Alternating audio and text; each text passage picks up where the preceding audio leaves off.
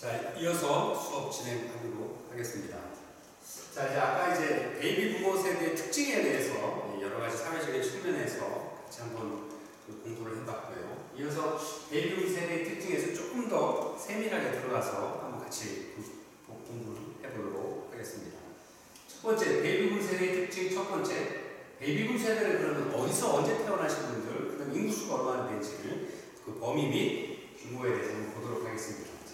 우리나라는 한국전쟁 이후 1950년대 중반부터 1960년대 중반 이전에 태어난 세대를 베이비붐 세대다라고 이렇게 이야기를 해왔습니다. 그래서 1954년 한국전쟁이 끝난 후에 1955년부터 출생자 수가 급격히 증가하기 시작해서 그 흐름이 1960년대 초반까지 이어지는데 이때를 베이비붐 세대다라고 이야기를 해왔었습니다. 아까 전 시간에 말씀을 드린 것처럼 사회적인 어떤 변화나 아니면 전쟁이나 어떤 재앙을 통해서 인구수가 급격히 줄어들 경우에 그 본능적으로 인구를 유지하기 위한 어떤 욕구들이 생겨서 그런 필요가, 사회적인 필요가 생겨서 그런 인구 출생에 관한 부분이 급격하게 늘어나는 경우를 보게 되는데, 그런 것들이 우리나라에는 1950년대 후반 6.25 전쟁이 끝난 이후에 약 한 10여 년 동안 1960년대 초반까지 급격히 증가하는 그런 흐름을 보이는데, 이때를 베이비붐 세대다라고 이야기한다라는 겁니다.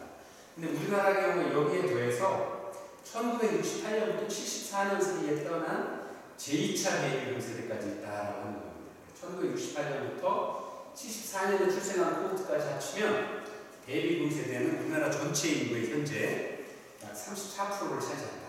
34%? 약 1650만 명 정도가 이때 1950년대 후반부터 1970년 초까지 출생하신 분들이다. 그래서 전체 인구의 34%를 차지하는 1650만 명이 되는 거대한 인구 집단이 바로 우리가 이야기하고 있는 베이비 부모 세대들이다라는 겁니다. 자, 그럼 두 번째, 이 베이비 부모 세대의 경제적 특징. 우리나라 그 베이비 부모 세대는 노후 대비의 보유 자산이 많이 좀 외국에 비해서 많이 적었다라고 말씀을 드렸죠. 근데 어떻게 되어 있느냐 보면 현재 40에서 49세대에 있는 49세인 가구주의 순자산이 약 3억이 조금 넘는 걸로 나온다고 합니다. 근데 그 중에서 부동산이 2억 2,600만 원, 저축액은 약 6,700만 원 정도, 이철선 연구자 2009년자리인데요. 이렇게 나오더라는 겁니다. 그래서 저축률은 40대 후반에 저점이 되죠. 왜? 40대면 20대 후반이나 30대 초반에 그 가정을 꾸려서 결혼을 하셔서 아이가 자라서 가장 많은 지출이 일어나는 초, 중, 고등학교 다니는 시절이 바로 40대 후반 정도가 되는 거죠. 30대 초에 간에 결혼을, 저희 때만은 20대 후반에 결혼을 했기 때문에 40대 후반이면 약간 20년 정도의 가정생활을 꾸리신 거죠. 그러면 그때가 되면 아이가 태어나서 아이의 자란 양육비와 그 다음에 초, 중, 고, 대학교를 다니는 학창시절을, 학령기 시절을 다 보내는 거여서 아이에 대한 지출이 그 무엇보다도 가장 많이 일어날 때죠. 그래서 저축률을 보게 되면 그 시점에 가장 저점에 이르더라. 그 다음에 다시 이후에 상승하기 시작하는, 결혼해서 쭉 올라왔다가 저점이 떨어지는 거죠. 결혼 기간에 저점에 떨어지는 거죠. 그랬다가 다시 40대 후반에 올라가는 N자형 모양으로 되돌아가는 세계 주기 가설이 있는데, 그때 그것과는 조금 다르겠지만 40, 50대 이후의 저축률이 약간 상승하는 그런 N자형 모양으로 생애 주기와는 조금 차이가 있지만 그렇게 저축률이 상승하는 현상들을 보이는 특징들을, 경제적인 어떤 특성들을 우리나라 베이비 부모 세대들이 보여주더라 하는 것을 설명하고 있습니다. 자, 우리나라 베이비 부모 세대들에 대한 인구 분포인데요. 우리나라 전체 인구 중에서 아까 말씀드린 34% 전체 인구가 여기 보이시는 베이비 부모 세대들이 담당을 하고 있죠. 2010년에 아마 2020년이 되어도 조금 줄어들고 있기는 합니다만, 노인 인구가 점점 노인화되면서 시간이 이때 연령이 더 많은 인구들은 줄어들긴 하지만, 아직까지도 2020년 되는 현재까지도 대다수의 층의 형성들을 지금 하고 있는 분들이 하고 있다는 거죠. 자, 세 번째 사회 문화적인 특성입니다. 노인의 65.7%가 도시 지역에 거주합니다. 자, 이 얘기는 거꾸로 말씀을 좀 드리겠으면 이전에 산업화의 변경, 우리나라 사회의 산업화 과정들을 보실 수 있습니다. 저희가 어렸을 때만 대다수의 많은 인구들이 도시보다는 농촌에 거주하셨죠. 그러나 지금의 많은 노인의 인구분들이 약 65.7% 도시 지역에 거주한다는 이야기는 지금의 사회 현상과 딱 맞아 떨어지는 거죠. 어떤 의미에서 맞느냐? 우리가 계속 배우는 것처럼 사회복지의 문제가 현대화되고 산업화되면서 있다라고 하는데 그거의 가장 큰 핵심은 도시화라는 거죠. 많은 도시에 그 중에 많은 지역 중에서도 핵심이 되는 그 도시에 모여있어서 경제활동이나 생산활동이 주가 이루어지고 그러다 보니까 주택의 문제, 아이 교육의 문제, 보육의 문제 이러한 문제들이 비용이 사회에서 일반 농촌 사회나 이렇게 조금 이 전의 사회들보다는 많은 어려움들이 생겨서 그렇게 밀집되어 있는 상황에서 생활을 하게 됐다는 거죠. 그래서 그런 도시 지역이 만들어졌고 그 도시 지역에서 노인분들이 생활을 하게 된다는 거고요. 28.9%만이 중학교 이상의 학력을 갖고 있는 것에 비해서는 매우 큰 변화다라는 것들을 보여주고 있습니다. 베이비 부모 세대들은 저희 세대들 전부 저도 이제 1960년 후반에 태어난 그 세대인데요. 이 전까지만 해도 저희 세대만 해도 고등학교 정도까지 교육받는 사람들이 반 정도 됐죠. 나머지 대학 가는 것도 좀 자기 의지가 있거나 좀 열심히 노력을 했어야 갈 수 있었던 거죠. 근데 저희 세대만 해도 저희 전 세대분들은 중학교 정도 나오시면 돼요. 이 전 세대분들 1950년대 후반에 태어나신 60년대 초반에 태어나신 많은 선배님들이 나오신 분들은 국민학교 초등학교라고 하는 국민학교에 됐던 지금 초등학교 수준의 학교를 졸업하신 분들이 굉장히 많이 계시죠. 그 다음은 가정을 위해서 형제를 위해서 아니면 본인 희생을 해서 산업전선에서 바로 뛰어들어서 경제활동에 매진하셨던 그런 세대들입니다.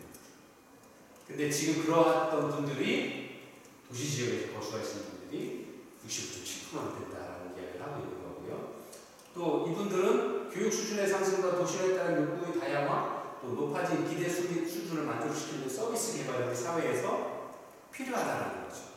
내가 초등학교, 중학교, 고등학교밖에 안 나왔지만 사회생활을 하면서 많은 것들을 경험하고 또 사회 변화에 따라서 매스컴이나 매스미디어나 아니면 SNS 발달을 통해서 많은 정보를 획득하고 도시에서 생활을 하면서 그런 것들을 봐오셨기 때문에 그런 서비스에 대한 욕구는 굉장히 많다는 거죠. 그래서 그런 서비스 수준을 만족시켜줄 수 있는 개발, 서비스에 대한 개발이 필요하다는 겁니다.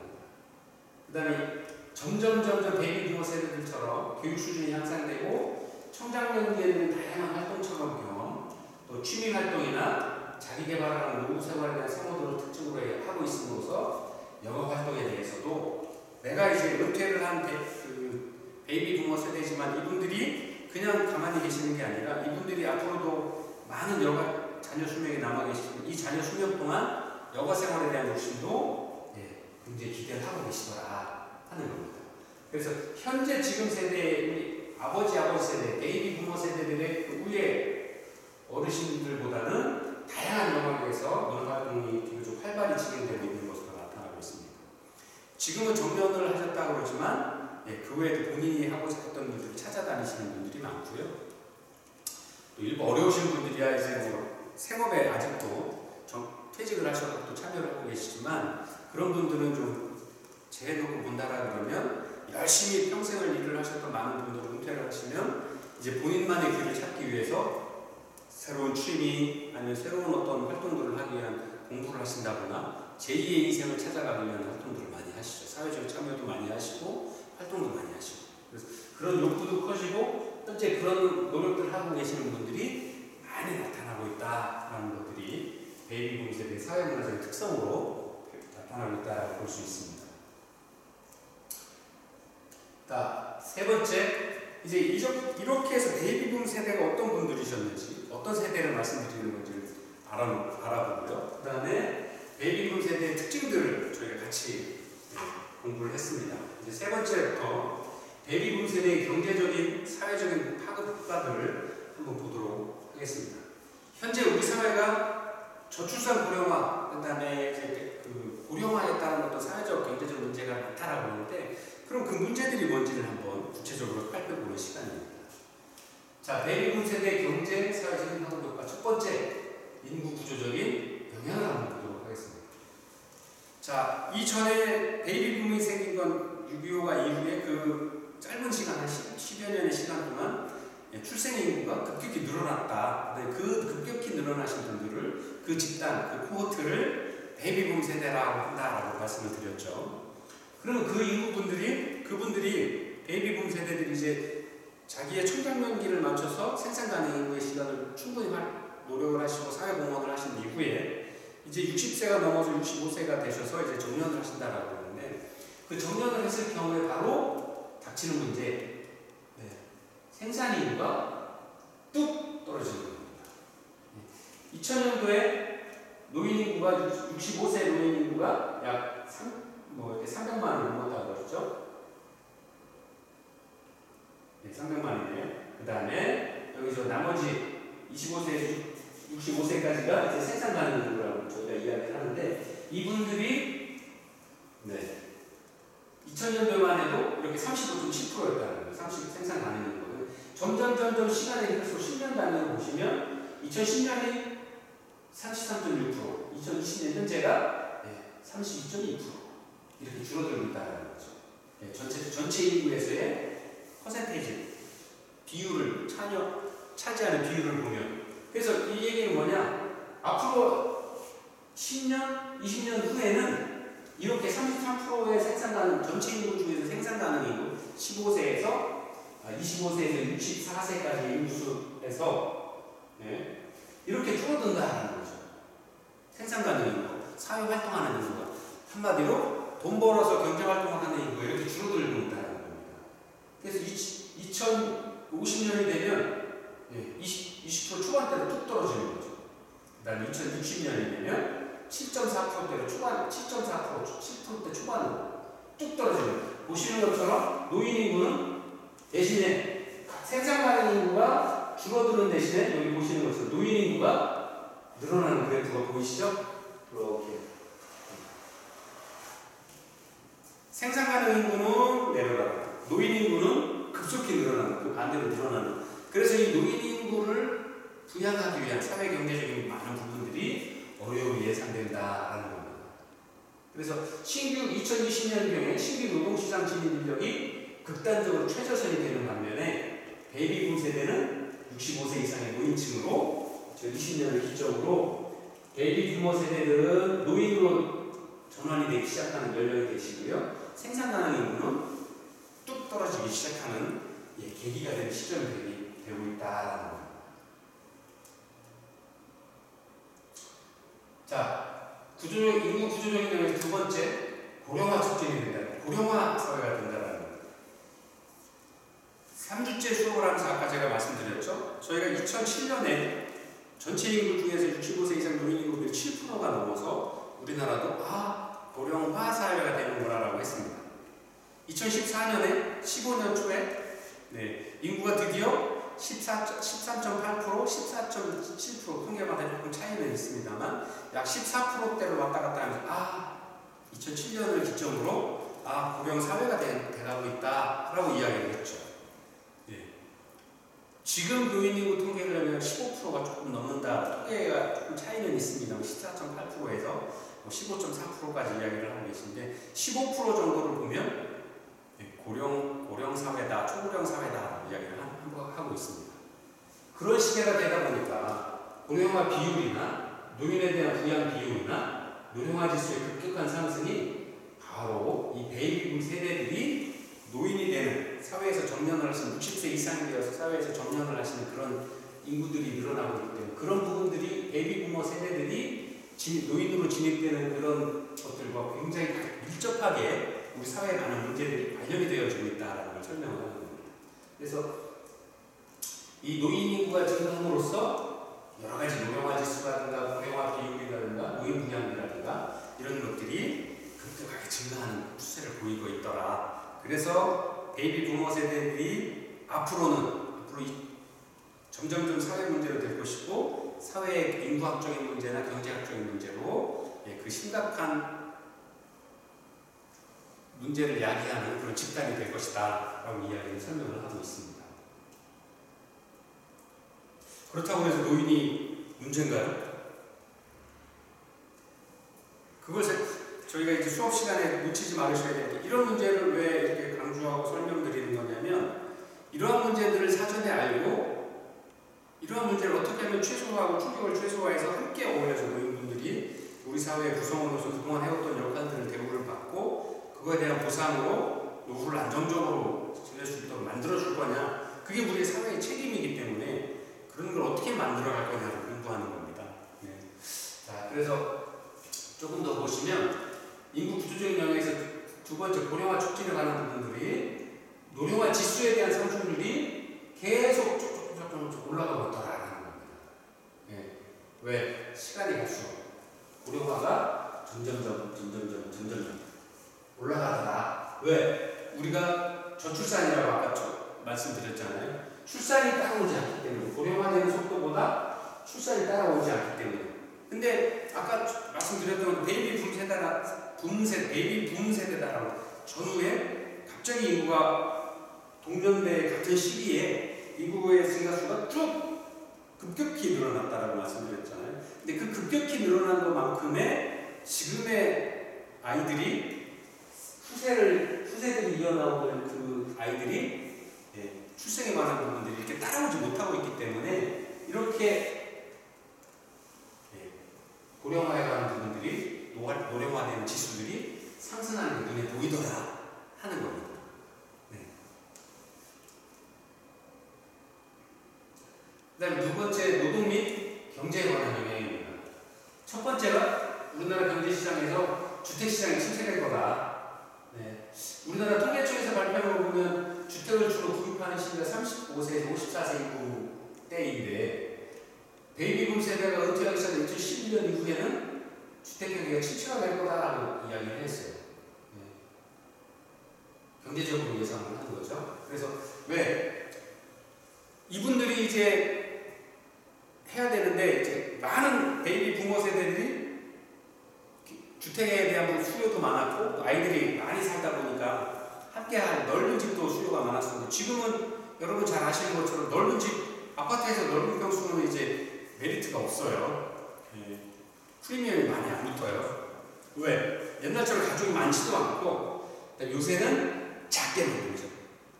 그래서 가족이 부부가 살거나 아니면 아이 하나 아니면 이웃도 저도 아닌 요즘 유행하고 있는 혼자 사시는 분들이 많죠. 노인분들도 아이들이 독립하고 혼자 사시거나 부부가 사시다가 부부 중에 한 분이 먼저 돌아가시면 혼자서 사별하시거나 해서 혼자 사시는 독거노인 부부들도 많이 계시죠. 그다음에 청년들도 혼자 사시는 분들이 많으시고 그러다 보니까 그런 주택시장들에 관한 부분들이 이전처럼 생각해왔던 그런 주택시장과는 다르고 또 그런 그 수요들도 많이 달라져서 주택시장 이전과는 다를 거다라는 겁니다. 지금 우리나라에 보면 주택시장이 잠깐 서울에 강남에 어디 새로 신도시 되는데 어디 뭐 이렇게 몇 군데가 뜨는 거지 국가 전체적으로 봤을 때는 주택시장이 전보다는 많이 침체되어 있다. 가격이 또 많이 떨어져 있다. 그러면서 보이는 게 양극화의 부분이 보이죠. 예를 들어 서울에 같은 20평이라고 해도 서울은 예를 들어서 뭐 1억 하는 게 천안이나 아니면 공주나고 저쪽 청양으로 가면 1억이 아니라 뭐 그거의 반이나 5천만 원 아니면 좀 더 싸게 되면 한 3천만 원에 살 수 있게 되는 이렇게 같은 지역이지만 같은 평수고 같은 크기지만 차이가 많이 나는 그런 양극화 현상이 생기고 있는 거죠. 그래서 전체적으로 보면 주택시장이 침체되는 걸 보이고 있다라는 겁니다. 그다음 금융시장에도 많은 영향을 미칠 거다. 왜? 그게 어디서 보이느냐? 베이비붐 세대가 노후 준비를 위해서 했던 것들이 거의 다 주택에 부동산에 연관이 돼 있고 또 이분들이 다른 어떤 투자될 수 있는 금액들을 경영활동하면서 계속 갖는 게 아니라 내가 가지고 있던 주택이나 아니면 예금들을 남아있는 나의 삶을 위해서 다 소진을 해야 되기 때문에, 그래서 그 노후 소비자금으로 되면 경제에 다시 재선순환될 자금들이 부족해지기 때문에 주택시장에 아니면 금융시장에 타격을 입을 수밖에 없다. 예. 그래서 뭐 이게 다행인지 불행인지는 알 수 없으나 한국의 베이비붐 세대는 노후 대비 자산이 적다. 이 얘기는 자산이 적기 때문에 금융시장에 미치는 영향이 외국에 비해서는, 아니면 다른 나라에 비해서는 파장이 좀 적기는 하다. 근데 그게 다행인지 불행인지 모르겠다는 거죠. 근데 왜 이런 말씀을 썼냐? 다행인 건 자금시장에, 금융시장에 충격을 주는 게 작은 거는 다행인 것 같아요. 근데 불행인 건 뭐냐? 노인이 나를 위해서 사용해야 될 금융자금이 적다라는 거죠, 외국에 비해서. 예. 그래서 이 두 가지 양면의 칼을 양면의 면을 다 보이고 있다는 거예요. 자, 세 번째, 저축률이 감소로 이어질 거다라는 겁니다. 아직 베이비붐 세대가 은퇴가 본격화되지 않았는데도 불구하고 가계 저축률이 한자식 주택대로 떨어졌다고 하는 통계를 보이고 있습니다. 근데 만약에 이분들이 은퇴하시게 되면, 아까 인구 추계에서, 고령화시 인구 추계에서 보셨던 2020년에 이제 변곡점이 될 텐데요. 이들 세대가 은퇴하면 아마 내년서부터는 더 지금보다도 더 저축률이 심하게 떨어질 수 있다는 것을 통계를 미루어서 짐작해 볼 수 있다는 거예요. 그래서 저축률 하락이 왜 문제냐? 저축이 많이 되어서 은행에 돈이 많이 있어야 이걸 다시 기업이나 아니면 스타트업이나 뭐 하는 데 투자 자금으로 해줄 수가 있는데, 그렇지 못할 수 있기 때문에 이것은 잠재적인 어떤 경제 성장률에도 저축률 감소는 영향을 미칠 수 있을 거다라는 걸 알 수 있는 겁니다. 그 다음에 노동시장에도 영향을 미칠 거다. 우리나라 근로자들의 평균 정년 퇴직 연령이 57세라고 합니다. 그 다음에 평균 은퇴 연령이 현재 67세 정도 추산되는데요. 정규 대기업이나 뭐 좋은 데서는 57세 평균이라고 하는 거죠. 기업의 평균. 근데 실제로 퇴직을 하시고도 조금 더 일을 더 하셔서 약 10년 정도 더 하셔서 실제로 모든 일에서 퇴직을 하신 연령은 67세로 예상을 한다는 겁니다. 근데 그러면 이분들이 은퇴를 하셨을 때 노동시장에 새로 진입하게 될 세대, 아까 말씀드린 베이비 부모 세대들 이후 세대, 그분들이 결혼을 하셔서 출산을 한 아이들 세대죠. 1983년에서 91년 세대가 약 587만 명밖에 안 되기 때문에, 아까 말씀드렸죠? 베이비붐 세대가 1970년대 초까지 태어나신 분을 하면 1640만 명 정도를 이야기를 한다라고 했잖아요. 근데 그 후세대는 약 587만 명, 3분의 1 정도밖에 안 되죠. 그러니까 그분들이 해오셨던 일들을 그 다음 후세대에 이어서 할 수 있어야 되는데, 1600만 명이 하던 일 600만 명이 받으려고 하니까 노동력 공급이 심각하게 불균형을 이룰 수 있다. 굳이 도표를 보지 않으셔도 설명을 할 수 있죠. 이런 것들이 우리나라 노동시장에 큰 영향을 미칠 거다라는 겁니다. 그다음에 이런 노동인구에 대한 영향을 이렇게 미칠 거다. 근데 2020년을 딱 보시면 생산 가능 인구 핵심 근로인구, 이분들이 이제 정년을 해서 나가시는, 퇴직을 하시는 시기가 되면 그 다음 이어서 들어와야 되는 시기가 인구가 비슷해하거나 더 많아야 원만한 경제 성장이 이루어질 텐데, 그렇지 않고 줄어들고 있다는 겁니다. 그렇기 때문에 노동시장에 급격한 변화가 초래가 될 거다라고 설명을 하고 있는 거죠. 이렇게 표를 보시면 되고요. 여기 보시는 건 중장기 인력 수급 전망을 보시면 2020년, 30년까지는 조금 400만 명 정도가 시장에 활동을 한다고 보여지죠. 근데 보시면 그 시기가 지난 30년이 지나면 오히려 마이너스 인구가, 생산 가능 인구가 우리 그 경제 현장에서 필요한 인구 수보다도 줄어들기 시작하는 거죠. 지금 이 인구를 어디서 채우고 있어요? 지금 외국인 근로자들이 들어와서 일을 하시는 거죠. 핵심 산업을 뺀 나머지 생산에 필요한 부분들, 필드에서, 현장에서 일하시는 많은 부분들은 다 외국 인력들이 들어와서 지금 일을 해서 이 부족해지는 인구들을 채우는 건데, 2030년까지는 간다라고 해도 2030년이 지나면 그래도 15,000명, 95만 4천명 정도가 점점 줄어들 거다. 부족해질 거다. 예, 이렇게 이야기를 하고 있는 거예요. 추계를 보여주고 있는 겁니다. 자, 그 다음에 노동 및 경제적 영향에서 다섯 번째, 기능의 전수 문제입니다. 왜? 우리 쉽게 이야기를 하죠. 이제 힘들고 3D 역정으로 표현을 하잖아요. 더럽고 힘들고 뭐 이런 일을 하지 않는. 네. 그러다 보니까 실제 경제 현장에서 많은 일들이 물론 이제 책상에서 하는 일도 있습니다만 현장에서 몸소 겪으면서 배워야 되는 일들이 있는데 그런 거에 대한 기능의 전수 문제가 심각해지고 있더라.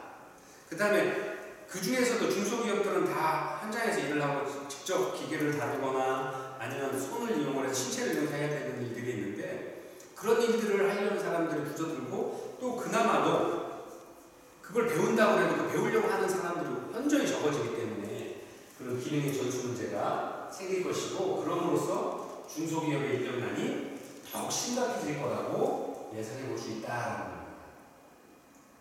그래서 구직 및 퇴직에도 영향을 미치는 거죠. 그러니까 보시는 것처럼 고용은 갈수록 줄어드는데 우리가 이제 고용을 해서 하는 인구들은 점점 인구가 줄어들기 때문에 줄어들고 그 다음에 이제 점점 하시는 분들의 욕구는 비고용으로 가는 거죠. 할 수 없는 사람들은 점점 늘어나는 이 갭만큼이 인구수가 부족해지는 거죠. 그러다 보니까 퇴직을 하시는 분들이 생기고 퇴직하시는 수만큼을 채워줘야 되는데 그러지 못하니까 문제가 경제에 그대로 생산 인구의 노동 시장에도 큰 영향을 미칠 거다라고 미루어 짐작을 할 수 있는 겁니다. 이렇게 보여지는 거고요.